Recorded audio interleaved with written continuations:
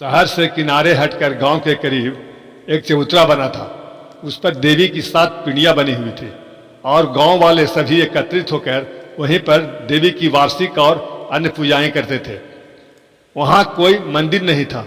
मंदिर के नाम पर वही एक चबूतरा था। उस चबूतरे की हालत भी इतनी जर्जर थी कि ऊपर की उसकी छावनी भी टूट गई थी, पिंडी भी टूट गए थे। कई पीढ़ी से गांव के लोग इसी जगह पर पूजा करते आ रहे थे, लेकिन पुराने लोगों के गुजर जाने के कारण यह प्रथा भी धीरे धीरे खत्म होती जा रही थी। मंदिर के हालत पर किसी को ध्यान नहीं जाता था। इसे देखकर ही लगता था कि यहाँ देवी देवता रह ही नहीं सकते हैं। एक दिन रात्रि में किसी ने उस चबूतरे के पास लाल चुनरी साड़ी पहने एक अत्यंत दिव्य स्त्री को खड़ी देखा। वह वहां से टहलती हुई चबूतरे से आगे बढ़ रही थी। वह आदमी भी उसके पीछे धीरे धीरे बढ़ने लगा, यह जानने के लिए कि यह कौन है। लेकिन अभी वह कुछ दूर ही गया था होगा, तब देखा कि वह एक गाड़ी रुकवाई और उस पर सवार होकर आगे चली गई। वह आदमी उसी जगह का था। उसे समझ में कुछ नहीं आया। उसने यहाँ के और लोगों से इस घटना का जिक्र किया, लेकिन किसी को कुछ समझ में नहीं आया। जिस गाड़ी में वह स्त्री बैठी थी, उसमें 2-4 लोग और भी बैठे थे। वे धीरे धीरे आगे सब उतर गए।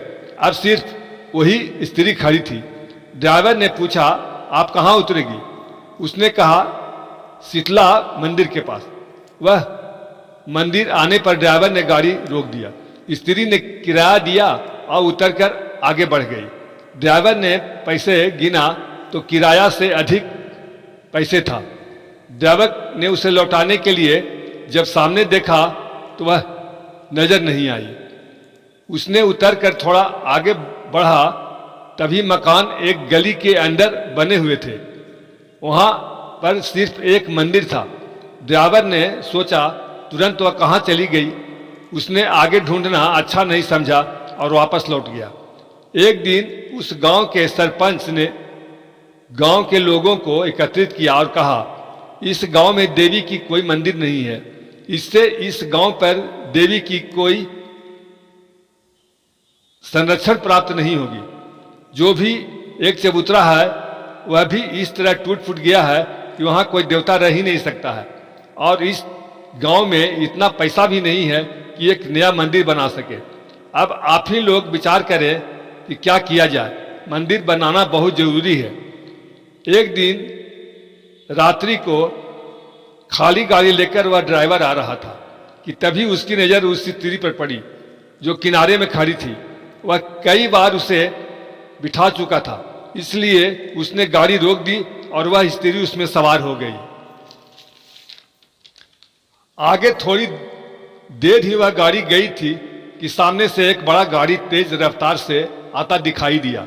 उस गाड़ी की रफ्तार इतनी तेज थी कि यह ड्राइवर समझ गया कि आज सवारी गाड़ी उससे टकरा जाएगी, क्योंकि अगल बगल में और कोई जगह नहीं थी जिससे वह किनारे कर सके। जब वह गाड़ी बिल्कुल नजदीक आ गया, तब ड्राइवर ने देखा वह स्त्री अपना हाथ आगे कर दिया, मानो वह तुरंत रुकने का आदेश दे रही हो। तभी वह गाड़ी रफ्तार में होने के बावजूद भी इस गाड़ी से करीब 1 फीट की दूरी पर बिल्कुल रुक गई। ड्राइवर की जान में जान आई। उसकी तो आंख ही बंद हो गई थी। उसने हाथ जोड़कर उस स्त्री से पूछा, देवी, आज आपको बताना होगा कि आप कौन हैं। ऐसे मौत से कोई साधारण स्त्री तो नहीं बचा सकती है। क्या आप कोई सिद्ध हैं या स्वयं देवी हैं? आप हर वक्त कहाँ आती जाती हैं? उस स्त्री ने मुस्कुराते हुए कहा, अच्छा, आज मैं सब कुछ बताती हूँ कि मैं कौन हूँ, जो मेरे बारे में कोई नहीं जानता। भाग्यशाली लोग ही मुझसे बात करने का संयोग पाते हैं, जबकि मैं सारा शहर घूमती हूँ। मेरा नाम कल्याणी देवी है। मेरा निवास स्थान उस चबूतरे पर है जहाँ मैं तुम्हारी गाड़ी पर सवार होती हूँ। लेकिन वह चबूतरा टूट फूट जाने के कारण और बहुत गंदगी फैली रहने के कारण मैं वहाँ रह नहीं सकती। मैं हर रोज इसी शहर इसी रूप में अपनी सहेली शीतला देवी की मंदिर में चली जाती हूँ। तुम उस गांव के सरपंच से कह देना कि मेरा एक मंदिर जल्द ही बनवा दे, नहीं तो उस गांव में संकट और महामारी इस तरह फैलेगा कि सारा गांव तबाह हो जाएगा। अगर गांव वालों के पास मंदिर बनाने के लिए धन नहीं है तो कह देना कि मैं उन्हें धन देती हूं, वे जल्द से जल्द उसे बनवाएं। चबूतरे की उत्तरी दिशा के कोने में गड्ढा करें, वहां जो धन गड़ा हुआ मिलेगा उसे निकाल कर उससे मंदिर बनवा दे और उस मंदिर का नाम कल्याणेश्वरी देवी का मंदिर रखेंगे। ड्राइवर ने यह सारा बात सुनकर सर झुकाकर मां को बारंबार प्रणाम किया और कहा, मां आज मुझ पर कृपा बनाए रखिए। मां ने कहा, अगर तुम पर मेरी कृपा नहीं रहती तो तुमसे इतनी बात नहीं करती।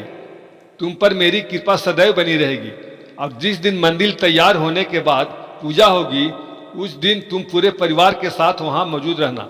मां यह कहकर वहां से अदृश्य हो गई। उस ड्राइवर ने अपना सर फिर झुकाया और अपने आप को भाग्यवान समझा।